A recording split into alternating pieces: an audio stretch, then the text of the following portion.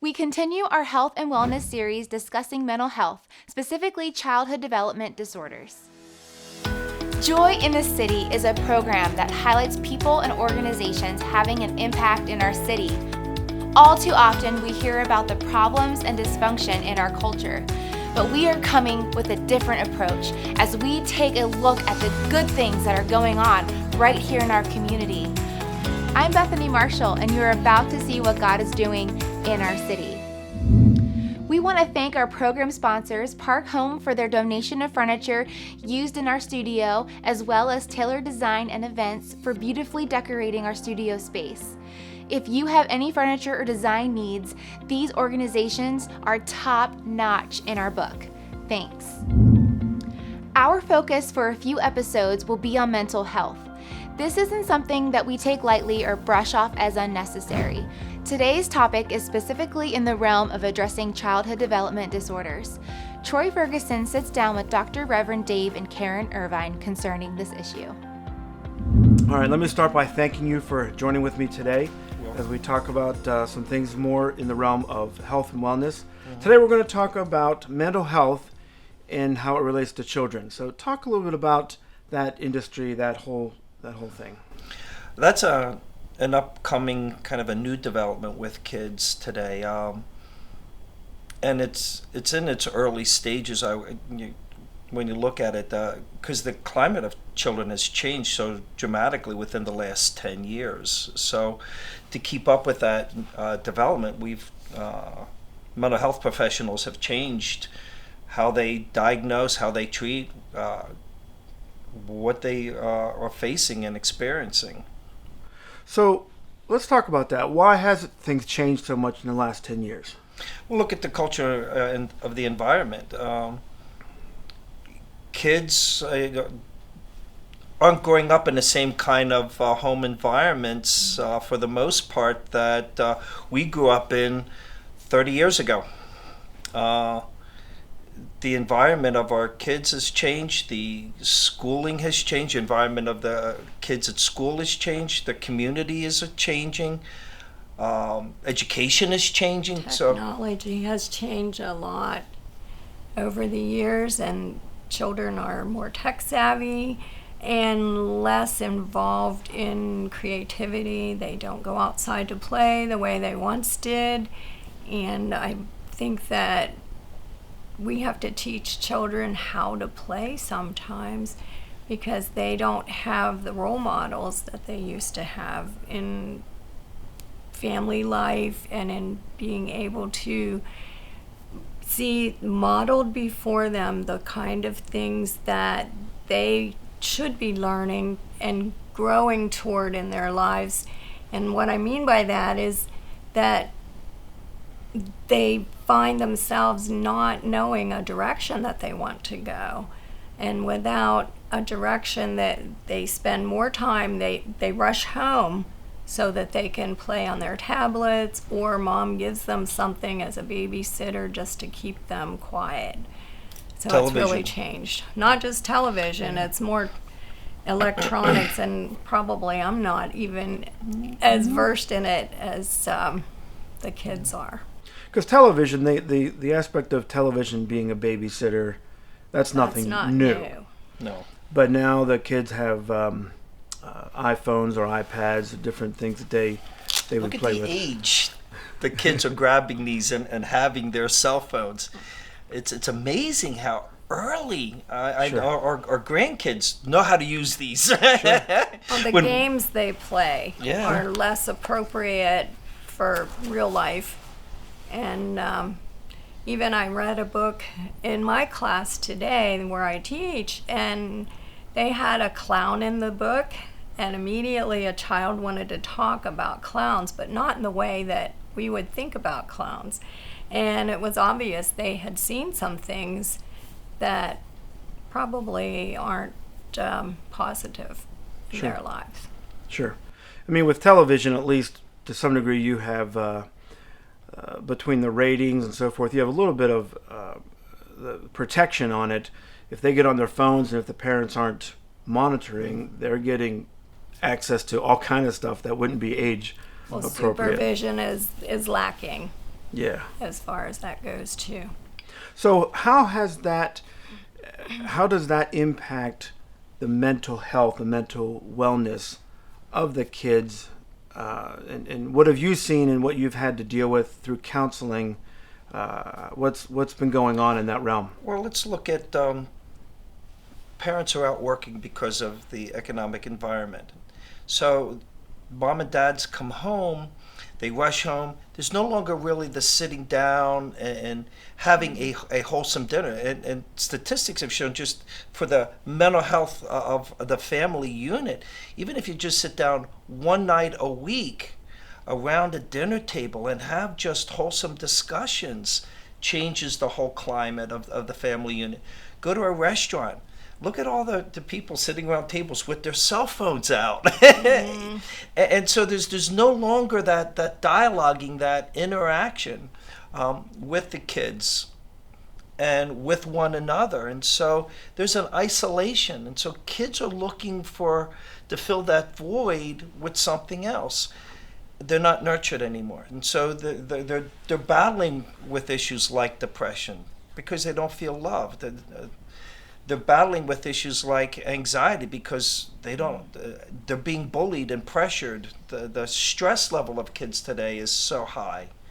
So you have these issues, and then the family life structure is so turbulent, dysfunctional. We use that term a lot.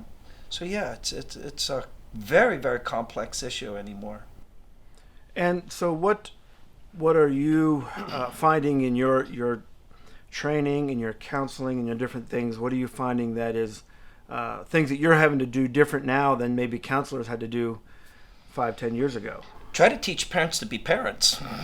And go back to the very basic. I have here a verse that I love sharing from Psalms 127, where children are heritage of the Lord. Yeah, take them all the way back there. The kids that we have are God's special gift to us, and we need to treat them as that. Yeah, they got problems. Yeah, they don't come with an instruction manual, but they're a heritage of the Lord. They're given to us to nurture, not just to push off in a corner as some nuisance, but to spend quality time with them. I remember way back in college, back in the 70s, we were taught in education that for every minute that a parent spends quality time with his children is equal to up to 6 hours that a teacher could spend with that child. And I don't think that's really changed because of that one-on-one connection. Kids have lost that.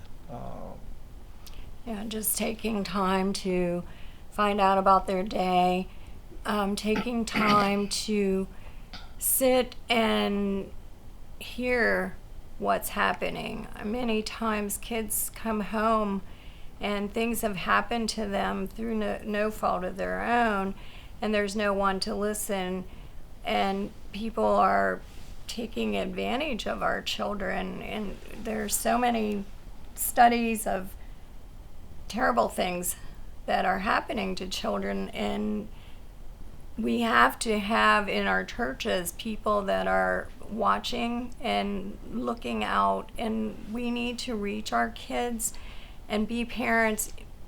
Grandparents are being parents these days, and it's a very difficult thing, but God has given us the responsibility as a church family too, to look out for one another and to help the parents that are struggling and give them tips on what to do. Just simple things of redirecting their children in ways that would be positive and not discouraging to them, and praising them for things that they do, but not for what they look like, but honest for who they are and who God wants them to be, and to appealing to their conscience that God has made them, and He has a plan and a purpose for their lives.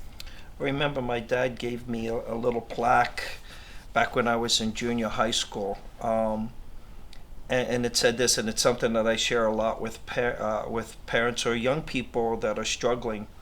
Who you are is God's gift to you. Who you become is your gift to God. And I've tried to live that, and I try to impact that to kids. God made you who you are. You're a special gift. That's God's special gift to you, who you are. But what you do with it is your gift back to God. That's powerful. That's what we need to teach kids today, because in essence, kids haven't changed over the thousands of years. Their needs are still the same. They want to love. They want to be loved. They want to love. They want to show that love. When our kids were home and when they were teenagers, their friends would come over. We'd give them hugs. I mean, they came into our house. We greeted them with a hug. They loved that. They sought that. Teenagers. Yeah, and it's, I don't think kids have changed. I still think they want that connection. Kids want to learn. They want to grow. They want to be challenged, but in the right way. They want to be cared for. Not just loved, but cared for.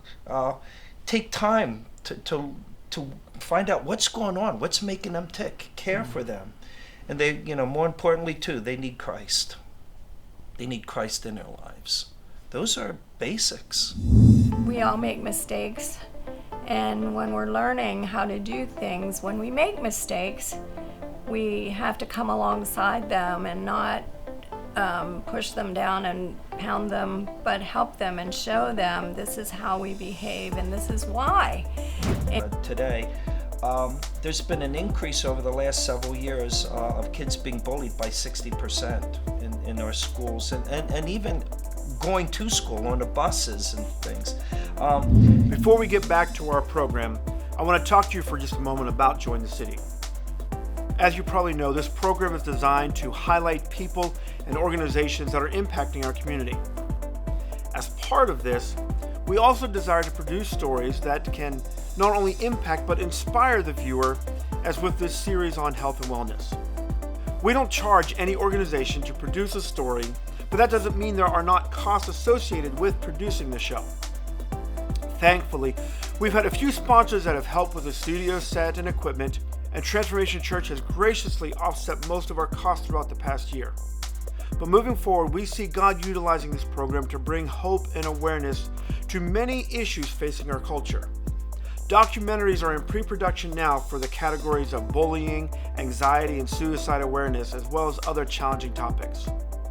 If you happen to have an interest in one of these types of stories in the realm of research or providing resources financially and otherwise, I would love to sit down with you and discuss this and our plans for the future.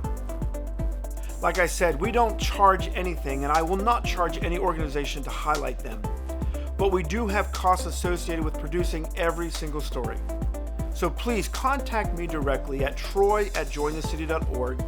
And if you have a story or know of a person or organization impacting our culture, I'd love to hear that. You can reach us at stories@jointhecity.org. Thanks again for watching today. I pray you will be encouraged and enlightened as we continue with our health and wellness series.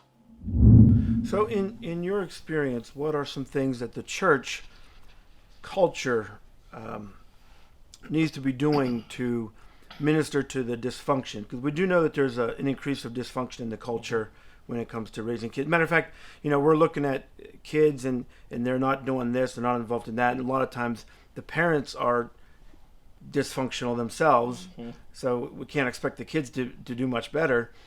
So how can we as a church rise up to help fight against some of this or confront some of this? What are some things we can do as the faith community?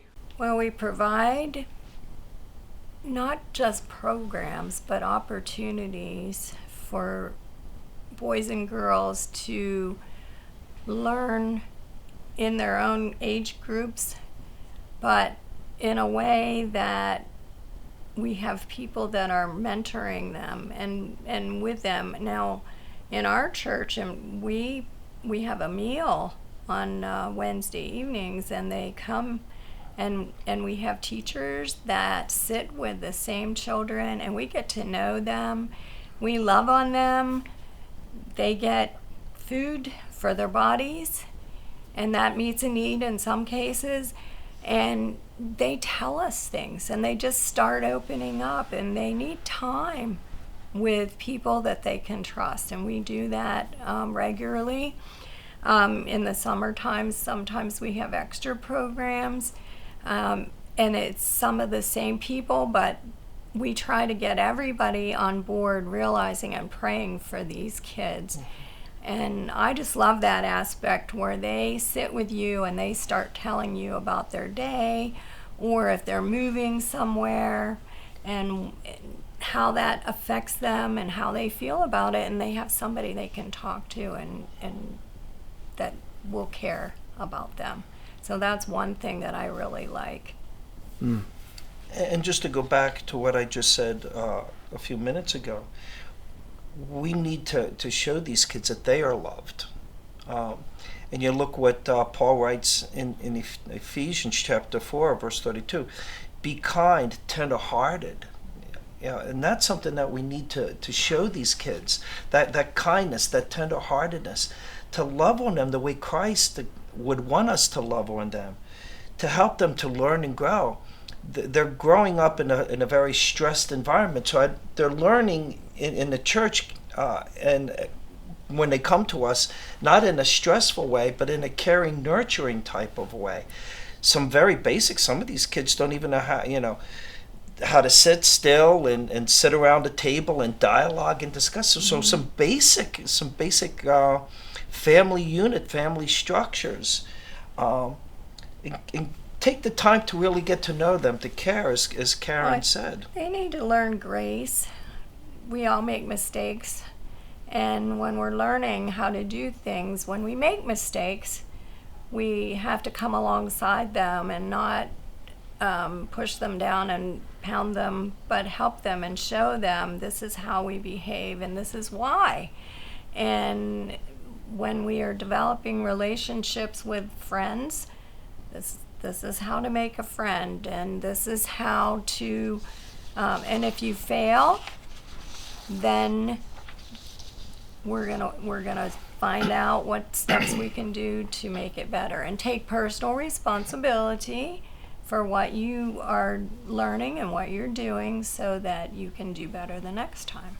One of the things that I know these days that we see a quick solution is medication. Even with children, ADHD and in different situations that will just medicate them, which we know just masks something much deeper. Right. So what from your perspective, if a parent says, I don't want my kid on medication, but they have this issue, they have anxiety, they have depression, they have ADHD, what are some things from a Christian perspective that can help guide them? Should it be counseling? Is it things that parents can do? What are some things that can be done in that realm? What I try to teach my medical students about pharmacology, and I just did a seminar last night in this whole area, is medication treats a symptom, not the cause. And it's something that we have to really grasp and understand. So if a kid is manifesting signs of depression or anxiety or ADD, ADHD, that's a symptom. So if I give them a medication, I'm treating the symptom, but I'm not treating the very cause of that. So again, we need to go back to what are those root causes? What is that environment of which they're growing up in, and then begin to help that. Medication may, and I don't want to say that for parents to stop, because you can't really stop that. You need to talk to to the psychiatrist or to your family care doctor who prescribed it and work a tapering to reverse it. But again, you keep a child in a very disruptive, dysfunctional home, the medication's not going to help that. Sure. And so we need to give them the tools, the coping mechanisms. And again, going back, we need to show them that they are loved. Even under the most stressful environments, there is somebody who cares for them. There's somebody who loves them. There's somebody who will come alongside of them. So much of today's story, we're hearing that there's a need for love. There's a need for attention when it comes to development for children. Today, I want to bring in a story, or really a video, from a recent 20-year anniversary for a local children's pastor by the name of Chris Heller. Pastor Chris has ministered to kids and loved kids in ways that I could never even comprehend. So I want to show you a little bit of what this could look like when done effectively.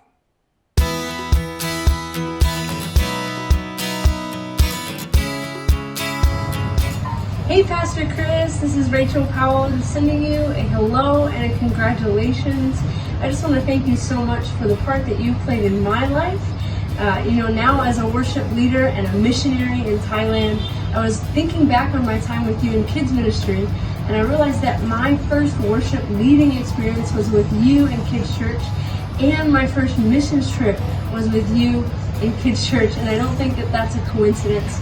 I want to thank you so much for planting those seeds in my life and being such a key part in getting me where I am today. And I want to thank you and honor you for all of the seeds that you've planted in countless children's lives. Thank you so much. I honor you and rejoice with you and celebrate not only God's faithfulness in your life, but your faithfulness to God's call in your life. So thank you so much. We rejoice with you. I love you, Pastor Chris. Pastor Chris, I just wanted to say thank you for everything you've done for the youth and ministry at our church. And I wanted to say especially thank you for everything you did for me growing up in Sunday school. And you were just a great impact on all sorts of kids, including myself. You taught us so much and how to conduct ourselves. You go through a lot of stress with everything you do with them. And I just want to say thank you, and we all appreciate everything you do for our church. When I was 14 years old, I'm 30 years old now, so that's 16 years. And the impact that she had on me as a 14-year-old, coming from inner city, rough around the edges by all measure. She was just a person that always loved on us as kids, always kind. And at that time, my mother was overseas serving in the military. And so what I needed most was just, a hug from someone who, loved Jesus, and that hug meant more than just, here's a hug, get out the way, right? But more so, you fit, you belong. And so that directly correlates with who the man I am today, and the way that I love my wife, the way that I love my children. So after 20 years of service and ministry, Chris, congratulations. What a blessing you have been to myself and to my family, who aren't even aware of those things. And so thank you for everything. You're a beautiful image of the hands and feet of the kingdom of God here on earth. Congratulations. Hey Chris, I just want to say congratulations on your 20 years of ministry. I am so blessed to have you a part of my life. I have so many memories of you and I, but my favorite memory is when we were leaving the movies and we got into the wrong car. That made an interesting ride home for sure. But on a serious note, I don't know where I would be if you were not part of my life. I thank you for your love, your support, your godly counsel, but most of all, I am grateful for your friendship. I hope you have a great day, and I love you. Bye.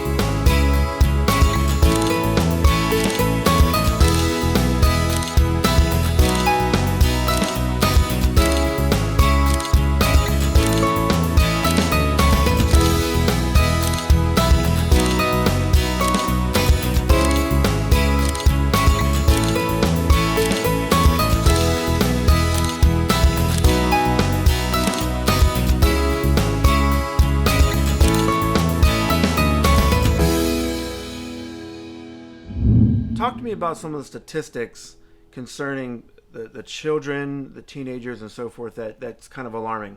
When you look at some of the things that our kids are growing up in today, there's been an increase over the last several years of kids being bullied by 60% in our schools, and even going to school on the buses and things. Kids are struggling. It's up 54% with anxiety and depression. And this one was alarming. Up 50% of kids being kidnapped. Again, we're seeing split home life, and so kids are being taken out of one home and being placed in another home. CYS has to get involved because of an unsafe environment, and so the kids are plucked out, and the kids see that as they're being kidnapped out of their home environment. Kids are beat up and attacked, not just being verbally bullied, but there's a physical bullying too. That's up 45%. We have drug and alcohol on a rise. The average age now with kids experimenting with drugs and alcohol is 9 years of age. When you're looking at internet pornography, it's down to 5 years of age today. And again, that's some alarming statistics. Kids getting in trouble with the law, that's up 27%. But even this one too, kids are being shot at or stabbed in schools or on the way to schools. That's up 31%. 1 in 5 children today have mental health issues going on in their lives. There's been an increase with ADD, ADHD, up 43% in the last couple of years. And this one really startled me. Kids between the ages of 10 and 14, suicide has increased 100%. Kids see no way out. And they see a hopeless situation, and so they think the only thing I can do is take my life. Obviously, with the nature of our culture, our times, the increase from those statistics is staggering. Well, thank you guys for taking some time and sharing a little bit about this. And our prayer is that this just brings some awareness, what some of the signs are, some of the symptoms and the signals, triggers, and how to respond in those moments. And I know we didn't mention it, but a good counseling resource is Day One Ministries. In Altoona, we have some specialized counselors there, and Karen's one of them, and that deal with kids' issues. So now you mentioned Day One, what are some things that Day One does specifically in the realm of counseling with children? We have specific counselors there that work primarily with children through play therapy, through dialoguing, and just to work with the kids. But we also work with the parents, help the parents be better parents. We're looking to develop some parenting classes and teaching them anger management, how to respond, how to discipline. Now, I know Day One does a lot of counseling. Do you have any idea about how many, percentage-wise, how many are children? Can be upwards to 50% of kids that we work with in Day One are children. Yeah, it's quite high, and we just praise God for that opportunity to impact into their lives. Fantastic. Thank you. All right, we appreciated the time. Thank you for having us. That's all the time we have today. Thanks for watching Joy in the City True Stories. Let me encourage you to watch other episodes of people and organizations having an impact in our community through Facebook and YouTube channel. Then join us back here next week at the same time for another True Story episode. Be encouraged because God is moving in our city.